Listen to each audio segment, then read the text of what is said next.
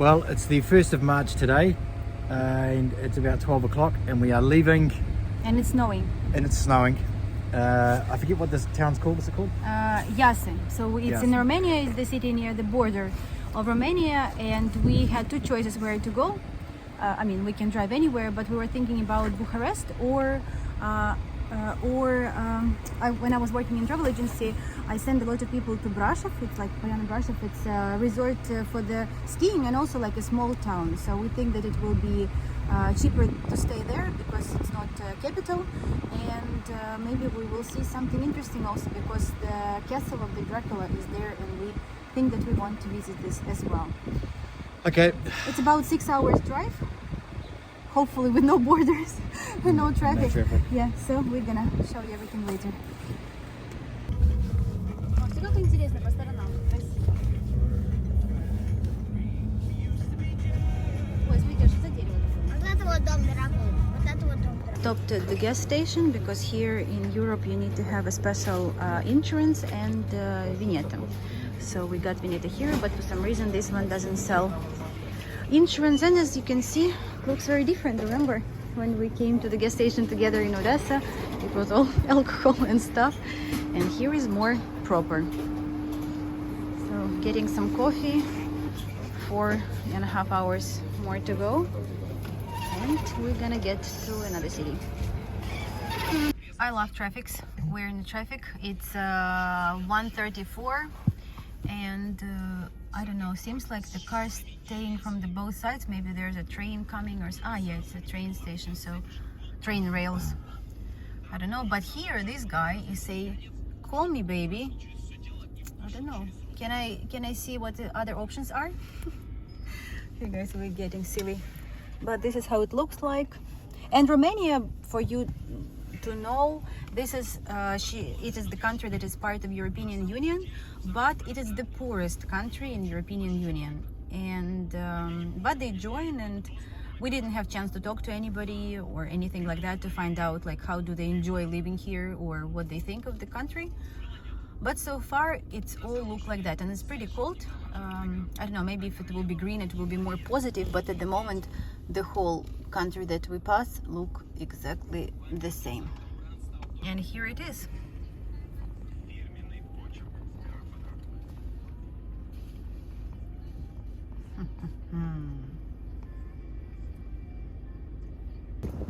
Just realised that these are their version of Ukrainians' balconies that they'd rebuilt, and the way that I know this is because if you look up there at that one, no, it has to be that one. See those windows? They're actual bus windows, right? And in Ukraine, Wow. and when in Ukraine, I saw this documentary about Enter Through the Balcony. They said that the first windows in Ukraine, when they started making them, I were don't made think from- so. No, Oh. it is. It's bus windows. Wow. And that's where they made the windows from. See? I knew that documentary, even though it was completely ridiculous. Look how cool you look. Yeah, How did you call yourself? Nancy? Oh, Nancy. Do I look a bit Nancy? I think I can do It's that. very cool. Leave the dust, but take care of it. Yes, I just asked. He never would take it. It's just very heavy. But you know, now all my life in this backpack. Second hand. Flower shop.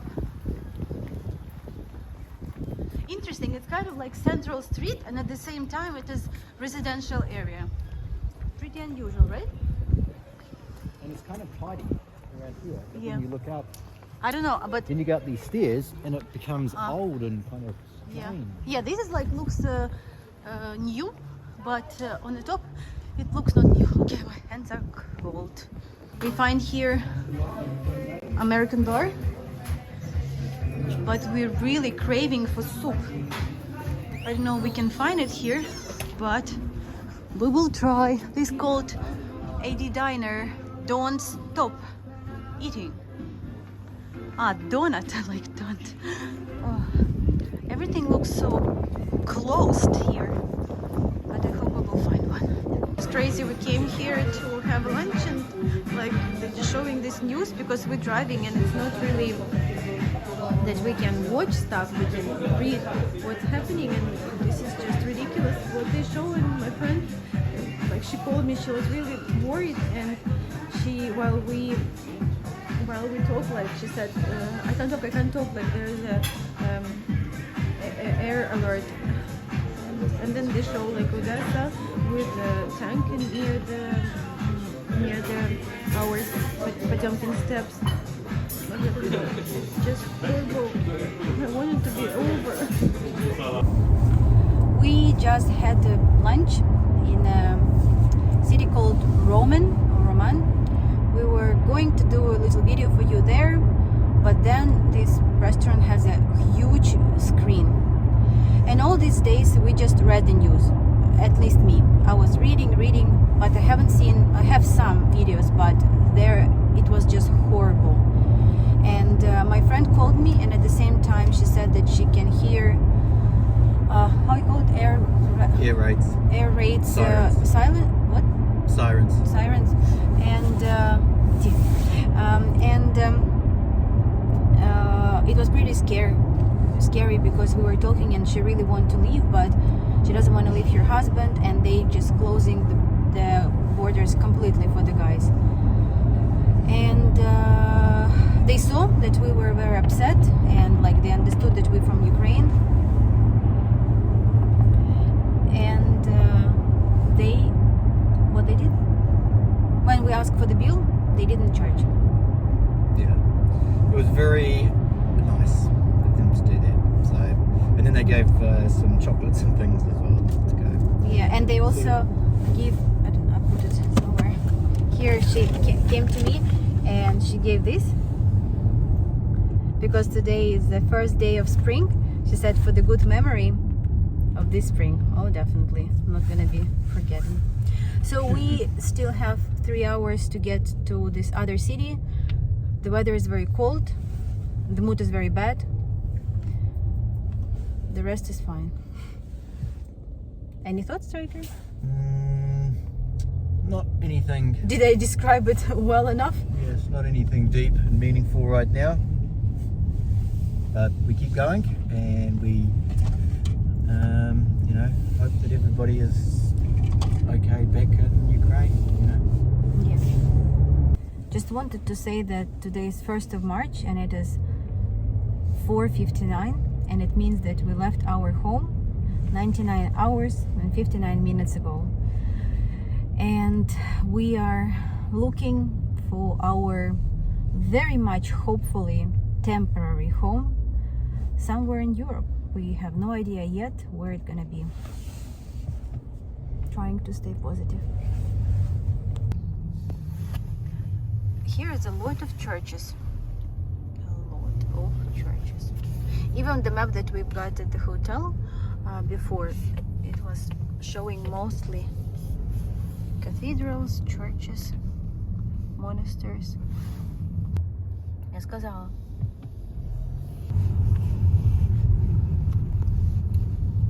Interesting, it's not the first plane that we see driving. Got heavy traffic and heavy snow. It is 7:09. The map says that we're gonna be there in an hour and 40 minutes. We did a little stop. Not very comfortable to drive, to be honest. I don't know if you can see, but it's such a heavy storm, and it's high in a mountain.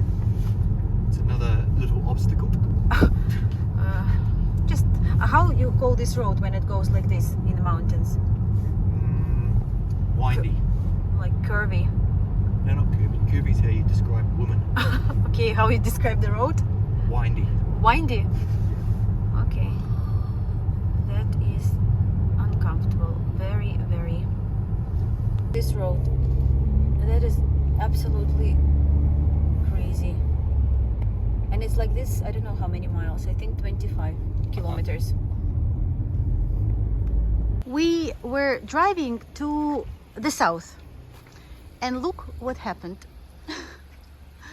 But at least we parked.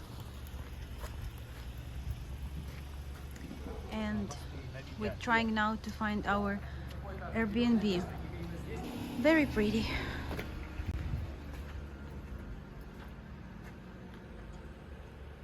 Very tricky to open this code. It's like an escape room. Hey, we got it. We can do it. That's right, 3. No, 3 you didn't put. Now it's opening. That's it. Pull the thing. Hooray! We Right, now we go to the next room. It is day 6 of the Russian-Ukraine invasion on the 1st of March, and it's about 10 o'clock, 10 p.m. And we have just arrived in where? in the city called Brasov. In Russian it's Brasov.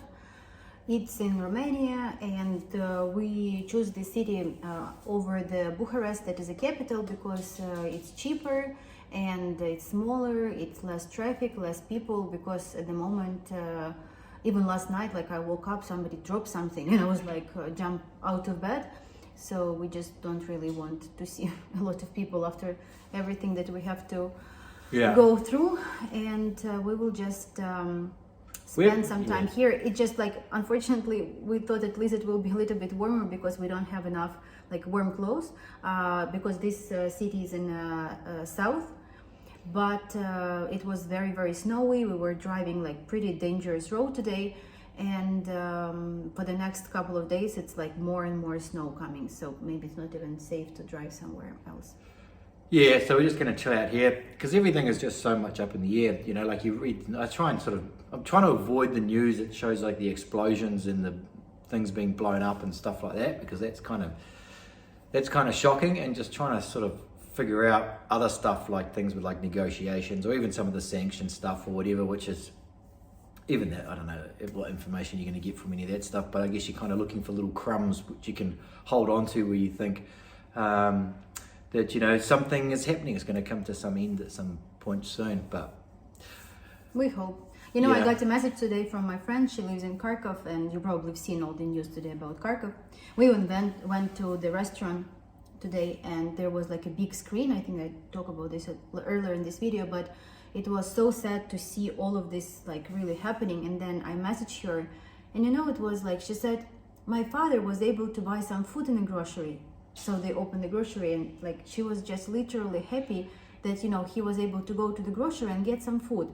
And then she said, and they, like, some people are making some cookies and like pastry, and she said, and I got some, and we're sitting with my parents drinking tea and just trying to enjoy the moment. This was really heartbreaking, and but at least they're safe, and we don't know, everybody's pretty scared. And the worst thing is that what's happening with my friend is that who didn't leave, like there half of my friends who are helping soldiers, they're running around, they doing stuff, they just trying to be super busy, like especially my female friends. Some of my male friends, they went to support the army, so they were there's like different, how to say, different not parties, but different kind of like army that you can join right now. Like whatever you will do, you will be in your city or you will go to war. And some of the people who left Ukraine, and some people who really wants to leave, but they can't by some reason. They don't have money, they don't know what they're gonna do, they don't know where to stay, and this is pretty sad. This is pretty sad. But it also seems like it's a bit sort of, I mean, it's kind of like a mess, you know, like civilians are joining the army. Some of them are even wanting to join the army, and they're getting turned away, saying that there's no spaces for you. You know, some of the weapons has run out and things like that.